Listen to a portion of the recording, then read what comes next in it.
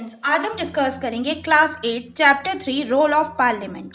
Students, इससे पहले already हम इस चैप्टर की 2 वीडियोस डिस्कस कर चुके हैं। जिन स्टूडेंट्स ने इस चैप्टर की वीडियो नहीं देखी है तो पहले वो वीडियो देख ले और चैनल पे नए हैं तो चैनल को सब्सक्राइब करना ना भूले। स्टूडेंट, अब जो मेन टॉपिक है, मतलब जो हमारे टॉपिक की हेडिंग भी है, चैप्टर का नेम भी है, अब हम उसके बारे में ही पढ़ना चाहते हैं कि क्या रोल होता है पार्लियामेंट का। तो the parliament of India consist of president and the 2 houses. जो पार्लियामेंट है इंडिया की, उसमें कौन कौन है? एक तो प्रेसिडेंट होता है एंड 2 हाउसेज है हमारे यहाँ पर, एक है राज्यसभा, एक है लोकसभा। और हम बोल सकते हैं through the president of India is a constituent part of the parliament, he does not sit और participate in discussion in either of the 2 houses.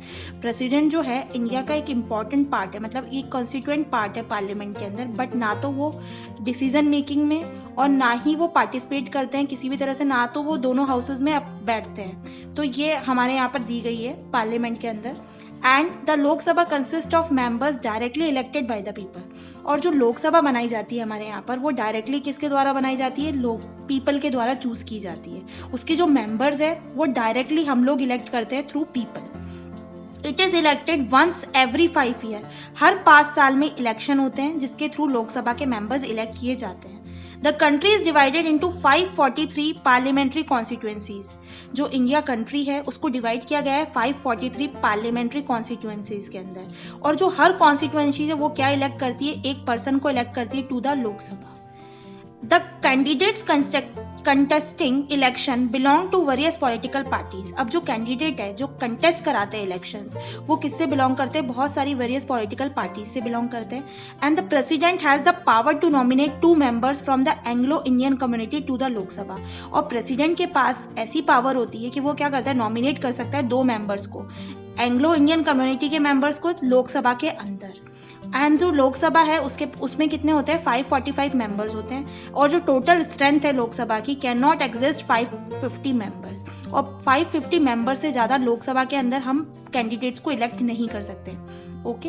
And the Rajya Sabha consist of 245 members. और राज्यसभा के अंदर 245 मेंबर्स होते हैं, जिसमें से जो 12 मेंबर्स है, out of which they are nominated by the president. 12 members को जो नॉमिनेशन किया जाता है वो प्रेसिडेंट के द्वारा किया जाता है। एंड द रेस्ट वो are elected by the states. और जो बचे हैं वो स्टेट्स के द्वारा इलेक्ट किए जाते हैं। The Rajya Sabha is a permanent body. Rajya Sabha को हम परमानेंट बॉडी बोलते हैं। It does not gate dissolve. वो डिसॉल्व नहीं की जा सकती जैसे लोकसभा डिसॉल्व करी जा सकती है। तो members are elected for 6 years and every 2 years 1/3 of its member retire. अब राज्यसभा की अगर हम बात करें तो वहां पर जो इलेक्शन का पीरियड का टाइम होता है वो 6 years का होता है, जबकि लोकसभा का 5 years का होता है। और हर 2 साल के अंदर 1/3 जो मेंबर्स है वो रिटायर हो जाते हैं राज्यसभा के अंदर। अब हम देखेंगे कि क्या रोल जो है पार्लियामेंट का वो क्यों जरूरी है। सबसे पहला इंपॉर्टेंट रोल है to select the national government. National government को सेलेक्ट करने के लिए हमें पार्लियामेंट की जरूरत पड़ती है। तो the most important function of the parliament is to select the national और यूनियन गवर्नमेंट, जो कि बहुत इंपॉर्टेंट फंक्शन है पार्लियामेंट का, सेलेक्ट करना नेशनल और यूनियन गवर्नमेंट को। तो after the Lok Sabha elections are over, the election commission of India prepare a list of newly elected MPs belonging to different political parties. और जब लोकसभा के इलेक्शन खत्म हो जाते हैं उस समय इलेक्शन कमीशन जो इंडिया का, वो क्या करता है? एक लिस्ट तैयार करता है, जो कि न्यूली इलेक्टेड एमपीज की लिस्ट होती है, जो बिलोंग करते हैं अलग अलग पॉलिटिकल पार्टीज से। And they are 543 elected members to the Lok Sabha. और वो कुल मिला के टोटल जो उनकी स्ट्रेंथ होती है वो होती है 543। And hence a political party which has more than half of total number, that is 272 of MPs, is in position to form the government. अब उनमें से भी क्या किया जाता है? जो पॉलिटिकल पार्टी जिसके आधे से ज्यादा कैंडिडेट, मतलब टोटल मेंबर्स में से देखा गया दैट इज 272 मेंबर्स जो है एमपी की जो पोजीशन है उसमें है, तो वो ही गवर्नमेंट फॉर्म करते हैं। जो मेजोरिटी जीतती है पार्टी वो ही फॉर्म करती है government. And the leader of the majority party is invited by the president to form the government. और जो लीडर होता है मेजोरिटी पार्टी का, उसको इन्वाइट किया जाता है प्रेसिडेंट के द्वारा कि अब वो अपनी गवर्नमेंट फॉर्म कर सकता है। तो ही और she is appointed prime minister bye the president. अब वो जो भी है उसको क्या अपॉइंट किया जाता है, जो जीतता है इसके अंदर, मेजोरिटी पार्टी जो विन करती है, अब उसी के लिए क्या चूज किया जाता है, प्राइम मिनिस्टर चूज किया जाता है, वो प्रेसिडेंट के द्वारा चूज किया जाता है। तो from among his party MPs he submit a list of prominent and experienced MPs to be included in the council of ministers. और अब ये जो पार्टी है जो बनती है, जिसकी सरकार बनती है, उनमें से एमपीज जो है वो सबमिट करते हैं अपने प्रोमिनेंट, अपने एक्सपीरियंस के बेसिस पे, जितने भी एमपीज होते हैं उनको इंक्लूड किया जाता है काउंसिल ऑफ मिनिस्टर्स के अंदर and on the advice of the prime minister the ministers are appointed by the president of India. और इसमें एडवाइस ली जाती है किसकी, पीएम की एडवाइस ली जाती है, और उसी के बेसिस पे जो मिनिस्टर्स बनाए जाते हैं उसको अपॉइंट कौन करता है, प्रेसिडेंट करता है इंडिया का।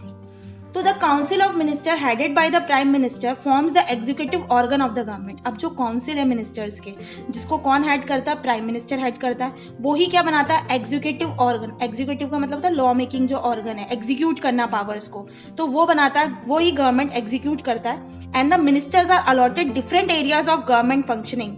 और जो मिनिस्टर्स तय करता है वो अलग अलग डिपार्टमेंट के, वो लोग को अलग अलग फंक्शनिंग करने के लिए दिया जाता है एरिया वाइज, जैसे like health department, finance department, defence department, education department. तो they are the administrative heads of various department at the national level.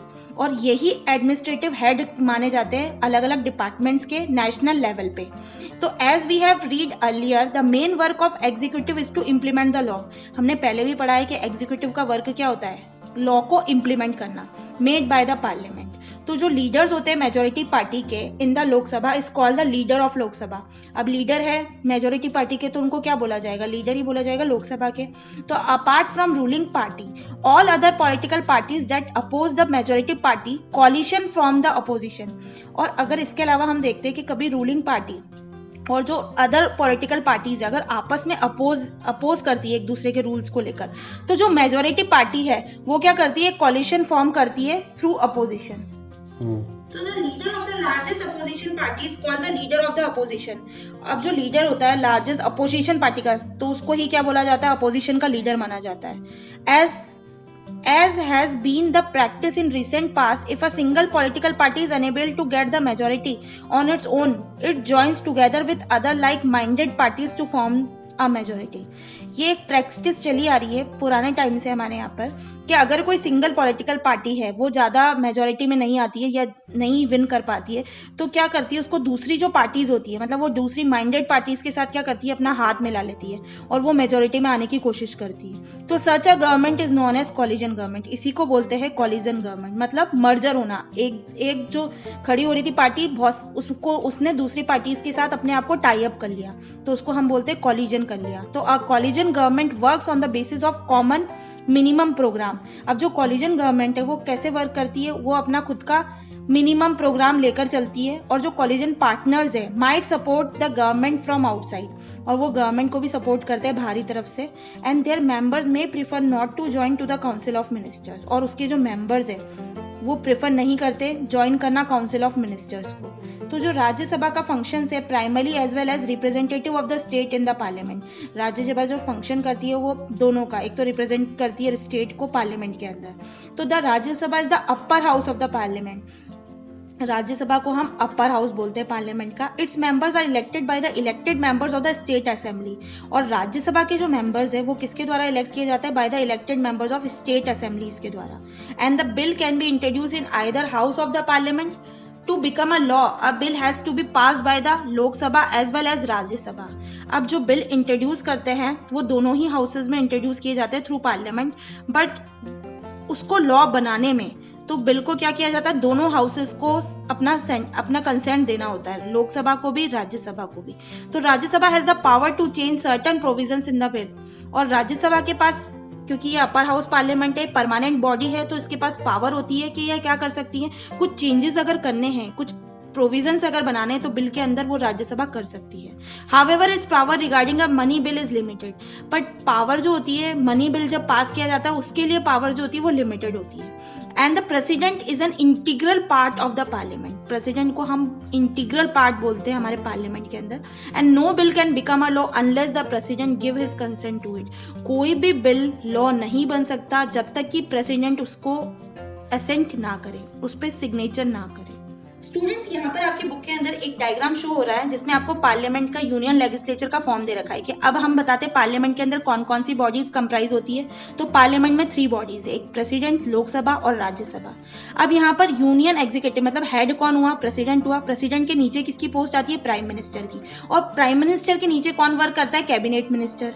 अब कैबिनेट मिनिस्टर के बाद आते हैं मिनिस्टर जो स्टेट के मिनिस्टर होते हैं, उसके बाद आते हैं डिप्टी मिनिस्टर और उसके बाद आते हैं सिविल सर्वेंट्स। अब इन सबको, प्रेसिडेंट को छोड़ के हम बाकी सबको डिप्टी मिनिस्टर्स तक, deputy minister, minister of states, cabinet minister और प्राइम मिनिस्टर, सबको हम क्या बोलते हैं? काउंसिल ऑफ मिनिस्टर्स बोलते हैं। ओके स्टूडेंट्स, सो इस वीडियो में हमने देखा कि किस तरीके से जो फंक्शन है, मतलब एक मोस्ट इंपॉर्टेंट फंक्शन देखा हमने पार्लियामेंट का, जो कि था to select the national government, और उसके अंदर क्या क्या रोल होते हैं, कौन कौन प्ले करता है, और राज्यसभा में किस तरीके से मेंबर्स को चूज किया जाता है, और एक बिल कब लॉ बनता है, कैसे बनता है, ये सारी चीज़ों को हमने डिस्कस कर लिया है स्टूडेंट्स। सो इस वीडियो में इतना ही। इसके आगे हम इसके नेक्स्ट फंक्शन के बारे में बात करेंगे। अगर आपको ये वीडियो पसंद आती है तो वीडियो को लाइक करें, शेयर करें, और चैनल पे नए हैं तो चैनल को सब्सक्राइब करना ना भूलें। एंड मोस्ट इंपॉर्टेंट बात स्टूडेंट्स, अगर अभी तक भी आपने नोटिफिकेशन बेल आइकन को प्रेस नहीं किया है तो पहले आप वो प्रेस कर दें, ताकि मेरी अपकमिंग सारी वीडियोस की नोटिफिकेशन आपको मिलती रहे। जल्द मिलते हैं नई वीडियो के साथ। Thank you.